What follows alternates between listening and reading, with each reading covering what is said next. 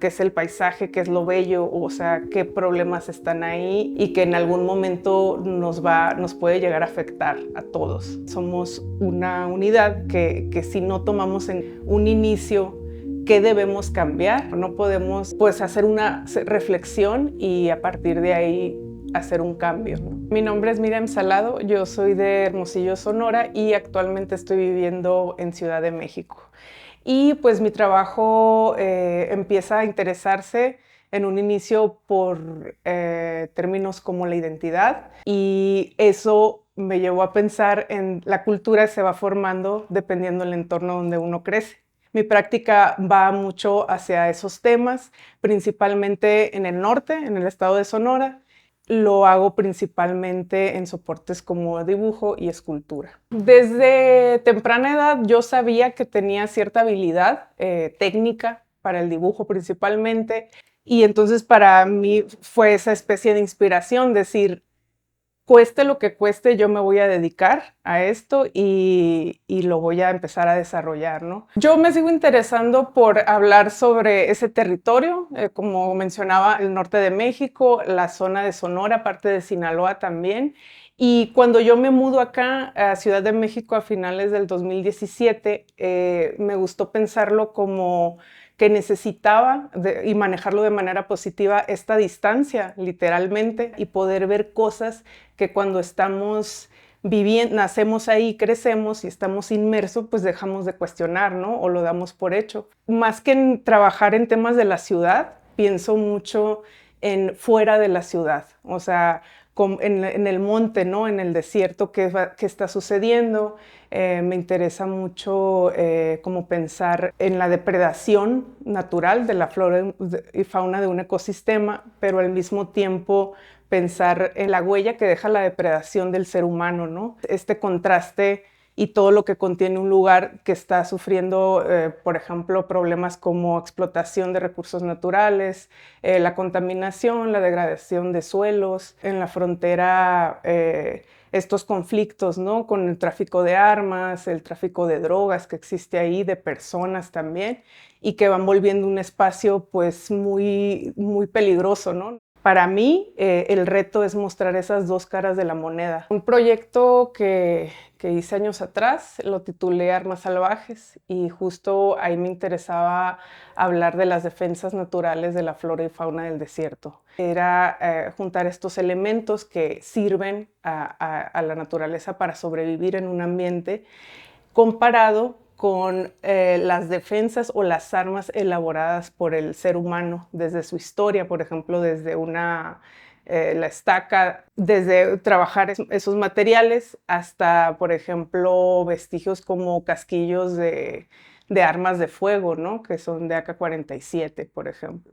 Entonces, ese proyecto propuse hacer estos híbridos entre la parte natural y la parte fabricada, digamos, y hacer una especie como de bestias. O sea, este proyecto fue principalmente en dibujo y aquí lo pensé mucho en usar más la imaginación, no tanto representar algo que existe, sino que evocaran esas dos uniones, ¿no? Esas dos ideas. Y hay otros proyectos que necesito más ya trabajar sobre el material, que ya contienen una carga pues simbólica muy grande y que el reto sea transformarlas, llevarlas más allá, yo como escultora transformarlas en una serie de piezas, ¿no? Yo tuve un proyecto en el que aprendí mucho, que empecé a desarrollar en el 2017, que era trabajar con artesanías para música de cuerpo utilizadas por las comunidades del norte, principalmente los yaquis y mayos.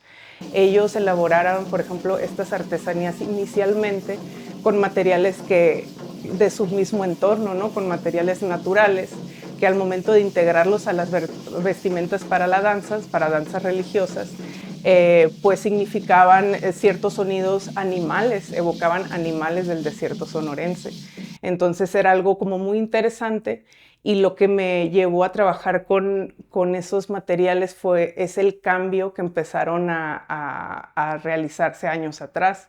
Ya por ejemplo, de utilizar el material natural por por ausencia de ese material, por ejemplo, empezaron a integrar materiales de uso reciclable.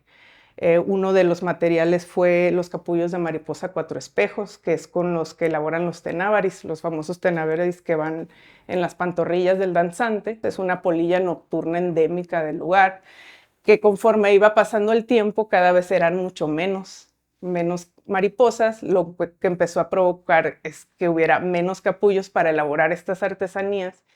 Y pues los artesanos optaron por integrar, por ejemplo, plástico, desde botellas de plástico que usaban el fondo de la botella, lo recortaban y hacían unos capullos elaborados de eso, lo llenaban igual de piedras, lo tejían y empezaban a ponérselo en las pantorrillas.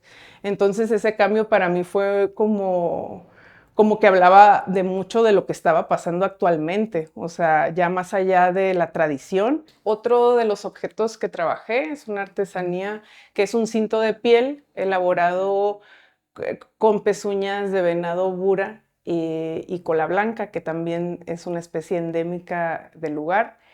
Y pues actualmente es ilegal, por ejemplo, la cacería del venado, por lo que ya no tienen tanto material y han optado o cambiarlo por un material que no es, por ejemplo, pezuñas de cerdo, o si son originalmente de venado, lo que pasa es que lo consiguen a través de gente que practica la cacería furtiva. Y a mí ese gesto, ¿no?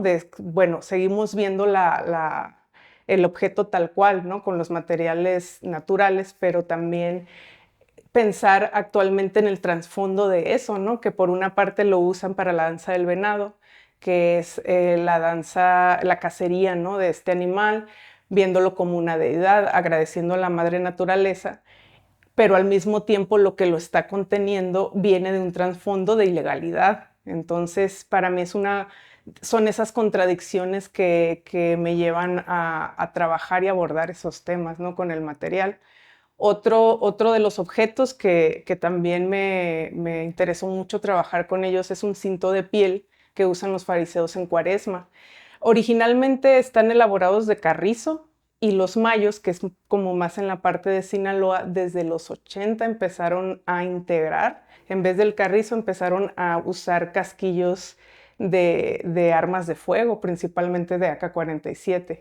Entonces, para la elaboración de un cinto son mínimo 180 casquillos cada uno. Eso a mí me hizo como pues demasiado ruido, sentía que me interesaba mucho hablar sobre ese material, pensar de dónde viene, que son armas pues principalmente ilegales y se puede pensar que vienen desde, o sea, un AK-47 lo puede tener un narcotraficante, se puede pensar también en las cacerías ilegales y cómo en un evento tan tradicional están ahí presentes sonando, ¿no? Haciendo esos mismos sonidos, pero ahora con este otro trasfondo, ¿no? Y pues para mí fue un reto ir más allá, ¿no? Del cuerpo, para lo que fueron hechos y transformarlos en esculturas sonoras, ¿no? Para pues justo evocar y acentuar ese cambio de materiales y todo lo que llevó a usarlos, ¿no? El proyecto nuevo lo voy a titular Mutaciones Bestiales, que es como una continuación de esto. Ya más allá de la representación del dibujo, pues pienso justo volver con el tema de unir materiales naturales con materiales elaborados, ¿no? Fabricados por el ser humano. Entonces van a ser unas creaciones, así unos híbridos entre lo natural, de las defensas del desierto y armas elaboradas por el ser humano. Entonces ya se van a volver unas esculturas que tengan la capacidad de herir, ¿no? Y la mutación la pienso como una especie de evolución, pero que se va dando conforme está elaborándose en un lugar con un alto grado de violencia, ¿no? Que pueda hablar sobre estas problemáticas que siguen habiendo. Y yo he aprendido con mi trabajo a que podamos ver qué cambios puede hacer para para mejorar como sociedad y no quedarse solo en una idea. Como artistas todos tenemos nuestra manera de ver las cosas, ponerlas en una serie de piezas. O sea, yo sí pienso que puede hacer una reflexión tanto en una persona, en una comunidad o en un grupo grande, pero creo que es un elemento de varios que tienen que estar sucediendo al mismo tiempo, ¿no? Porque, bueno, tenemos por otro lado las luchas sociales, ¿no? Periodistas que están investigando, que están arriesgando su vida, que siento, a mí personalmente les doy mucho valor y siento que son personas y son generadores de cambios muy fuertes, pero que el arte, con esta sensibilidad, con este sentir y repensar las cosas, puede ser un buen complemento para que realmente se empiece a generar estos cambios.